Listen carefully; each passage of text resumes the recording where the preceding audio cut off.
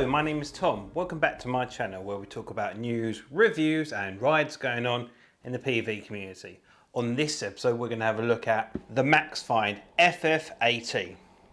So let's check it out.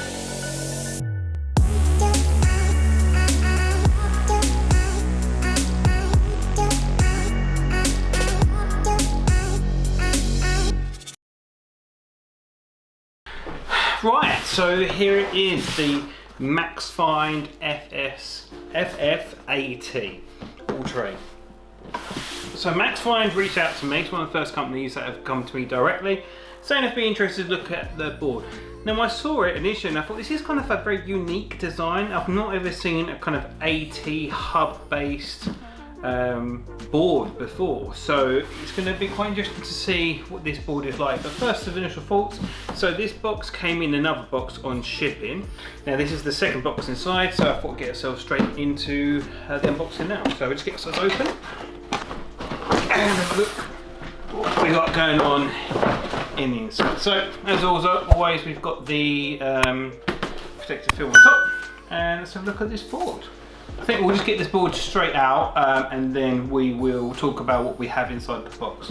But first initial thoughts, very different kind of design. So interested to see what this is going to look like once we get this out of the box. Let's get this off. Right, that is a European plug adapter. So I guess that's inside the accessory box. So we're going to do this backwards for once. We're going to have a look at the board first. Let's get this thing up. Right, so let's have a look at the board in more detail. First initial thoughts. It's a very unique design. First thing as well, there's this really strong kind of rubbery smell straight away. I think that's because we've got airless tyres. These are solid hub motor wheels. So these are 1200 watts each. So that's combined 2,400 watt hours for the hub motors. Very quiet. Now this is an interesting thing I'm looking at here. Got the charging port underneath. So 3-pin. We've got the power button that's underneath here. Double kingpin design. Now what's interesting about this board, which was, I really didn't know what to expect, to be honest, is it is a kind of like, I don't know the material, so I'll put the material here, but it's essentially a plastic board, really. So you've got the very strong hubs, the trucks, which are plastic, double kingpin, but they are plastic. So it's going to be a very quiet board. So if you're looking for something kind of sleek, stealthy, this might be the way to go. We've got the hubs here, which are kind of like this red hub. So I'm looking at this now. Anyway, let's keep the unboxing going. So I'll flip this over, look into this now. Okay, just referring back to my notes a second here. Now looking at the battery, now the battery is a 12S 3P battery, so that's really quite nice actually. So it's got quite a good sized battery on that. It's 36 cells, very good actually, to be fair. So that's quite nice. It's saying here that the hub motors are 1500 watt. However, when I read the specs on the side, it's actually saying 1200 watt. So I will investigate that with Maxfind. I'll put the true rating here. Some of the speeds as well is saying get up to 28 miles an hour on hub motors. That's quite nice, that's quite a good spec. So that 12S does make sense. And estimated range 17 to 51 miles range.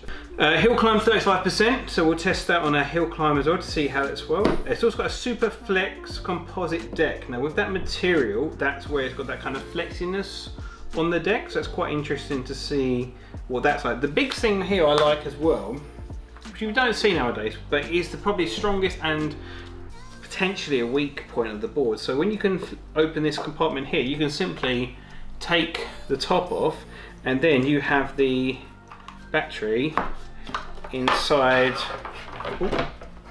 the enclosure here. So that's a 12S 3P battery, just ready to go really. So that's going to be a simple plug and play design.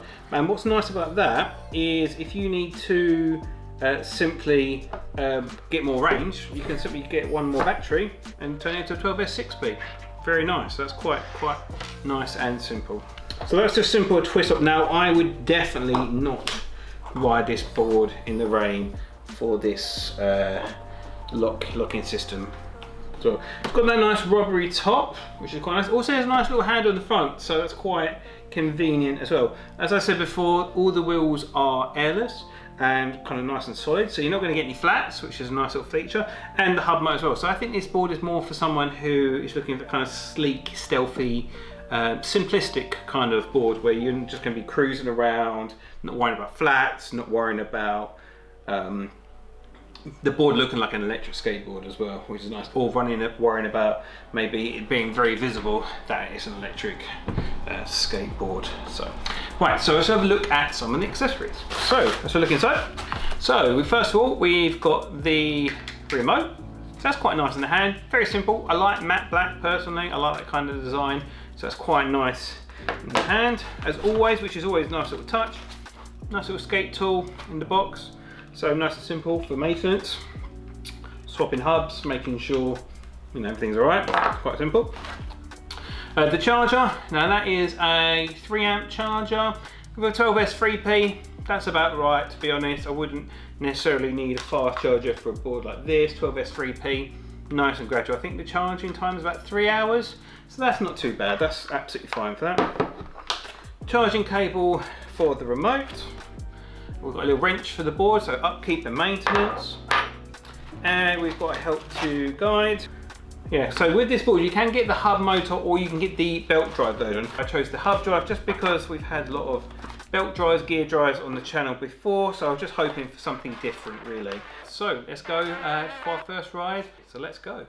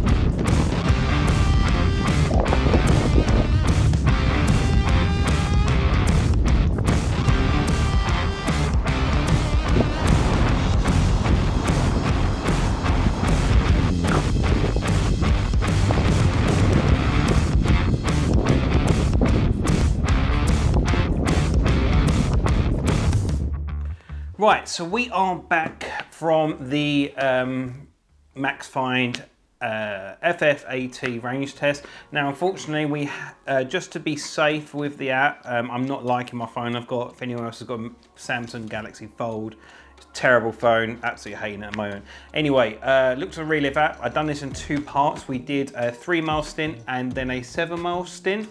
Basically draining this battery literally to nothing, and we got a solid 10 miles out of that 12S3P battery on the Maxfind AT-FF, and to be honest, I think that's quite a nice solid range of the board, to be honest. With that 12S3, that's about what I'd expect from this board. Just a couple of things to make note of on the ride, on my review actually. The tyres were really hard, almost feeling like street wheels. But I think for me personally, I think I would have preferred the Maxfind street kit, because I seem to find we're getting a larger wheel, but it being solid, you're not getting that cushiony ride, so you're better off just kind of having street wheels in my opinion on that point. Another thing as well, the speed of the board, I was getting consistently about 23 miles an hour the whole time riding the board, so the top end was pretty good on the board. Also, extremely quiet board. There was no noise out of it, so it's kind of weird having a board that is really quiet underneath the foot with like consistent power the whole way through. So nice and smooth on the braking and nice and smooth on the acceleration as well. That was really nice. Just a couple of things to make note of the board. I'm not too sure about the ride feeling with that AT board. For me personally, I like the idea of the hub drive. I think that's a cool feature. But for me, it's a really hard ride, so it doesn't really make sense having a really hard composite tyre on an AT setup. It'd be interesting to see if they could do the same principles, but with a kind of inflated tyre on the outside. It'd be really cool to see if that was the case. The new hubs I've got on the board are fantastic. I was jumping off curbs, just bravely riding the thing to see if I could break it. It was absolutely fine. So with the new upgraded hubs, it makes a complete difference. You're not going to have any problems with this. So would I recommend this board for me? Personally, to be honest, no.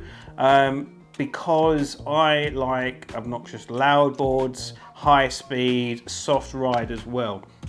So it'd be interesting to see how the belt drive kit would be compared to the AT kit. I think that's probably what I should have necessarily looked at for me, because the AT kit is quite hard, but doesn't mean that this is necessarily a bad board. I think there are some great opportunities for this board, but for me personally, I don't think it's there yet. I'm not a fan of the plastic deck design. I think we'd have been better off just having like a bamboo or a carbon fiber deck personally. I don't think that the plastic elements on this board really make much of an improvement of the board. However, that being said, who is this board for? Now for me, I think this is for someone who wants low maintenance board in the concept of something where there's no belts to snap, it's stealthy and sleek with that kind of slim feature. Hot swappable batteries, so if you want to kind of take a couple batteries with you, you do a long ride and you want to switch it, that's absolutely fine. Very sleek, because there's no belts on display, it's very quiet, and for someone who would have kind of more smooth kind of roads really, because I don't think the AT kit is it's very bumpy, I think, for the AT kit.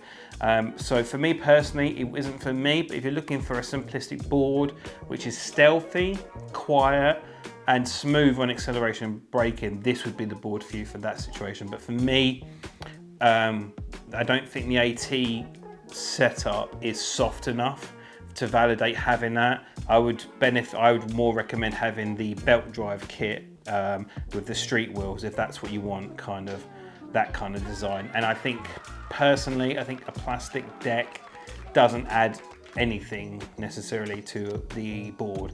I think there's some really cool features on there with the hot swappable batteries, the hub motors and stuff like that. I just think there's a little bit of tweaking need to be done for me personally, for me to be a recommendation for myself in relation to a board that I would buy.